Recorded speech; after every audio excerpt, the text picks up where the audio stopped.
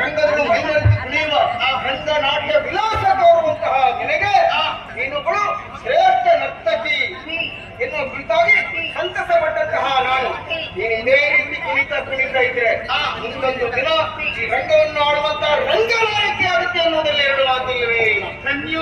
ಆದ್ದರಿಂದ ಈ ಹೊತ್ತೆ ನನಗೆ ರಂಗನಾಯಕಿ ಎನ್ನುವಂತಹ ಬಿರುದನ್ನು ಕೊಡ್ತಾ ಇದ್ದೇನೆ.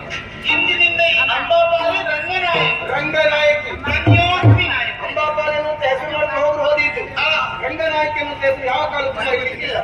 ಹಾಗೆ ನೀ ದುಡಿಯುತ್ತಿ ಮೆರೆಯುತ್ತಿ ಅನ್ನುವಂತಹ ವಿಶ್ವಾಸವನ್ನು ನಾನಂತೂ ಹೊಂದವರಿದ್ದೇನೆ.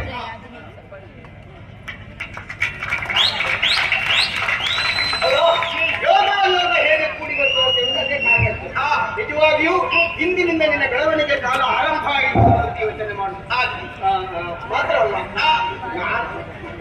ನಾನಂತೂ ಕೊಟ್ಟಿದ್ದೇನೆ ಮತ್ತು ಕೊಡ್ಬೇಕಾದವರೆಲ್ಲ ಕೊಟ್ಟಿದ್ದಾರೆ. ಹೌದು, ಯಾರಾದ್ರೂ ಇದ್ರೆ ಕೊಡುವಂತ ಕೊಡ್ಬೋದಪ್ಪ. ಕಡಿಮೆ ಆಗೋದಕ್ಕೆ ಅಲ್ಲ, ನೀವು ಹೇಳಿ ಕೊಡುವ ಜನರು ನಮ್ಮ ಕೆಲವರಿಗೆ ನಾವು ಕೊಡಬೇಕಿತ್ತು ಅಂತ ಮನಸ್ಸಿದ್ರೆ ಮತ್ತೆ ದಾಕ್ಷಿಣ್ಯ ಮಾಡ್ಕೊಂಡು ಹಿಂದೆ ಕೊಡ್ಕೊಳ್ಳುವ ಅವಳು ಸಿಗ್ಲಿ ಏನಿಲ್ಲ. ನೀವಂತೂ ರಂಗನಾಯಕಿ ಅಂತ ಬಿರುದನ್ನು ಕೊಟ್ಟು ನೀವು ಅವಳನ್ನು ಆಟಕ್ಕೆ ಇರಿಸಿದ್ರಿ, ಹೊಗಳಿದ್ರಿ. ಇದನ್ನ ಹೇಳಬೇಕಲ್ಲ. ಸರಿ, ನೀವು ಲೆಕ್ಕ ಮಾಡುವ. ನಾನಂತೂ ಒಪ್ಪಿದ್ದೇನೆ. ನೀವು ಕೊಟ್ಟು ದೊಡ್ಡವಳು ಅಂತ ಕರೆಸಿಕೊಂಡ್ರಿ.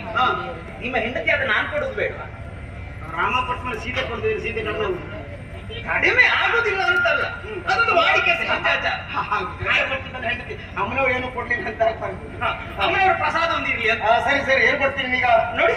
ಅಂದು ಮದುವೆ ಸಂದರ್ಭದಲ್ಲಿ ನಮ್ಮಪ್ಪ ತೊಡಿಸಿದ ಮುತ್ತಿನ ಹಾರ ಇದನ್ನೇ ಅವಳಿಗೆ ನೀಡಬೇಕು ಅಂತ ನನ್ನ ಮನಸ್ಸು ಹೇಳ್ತಾ ಇದೆ. ಅಮ್ಮಬಾರಿ ಮಡದಿ ಮೋಹಿನಿ ಮನ ಮೆಚ್ಚಿ ಕೊಡುವಂತ ಮುತ್ತಿನ ಹಾರ ನಿಮಗೆ. ಈ ಮುತ್ತಿನ ಹಾರ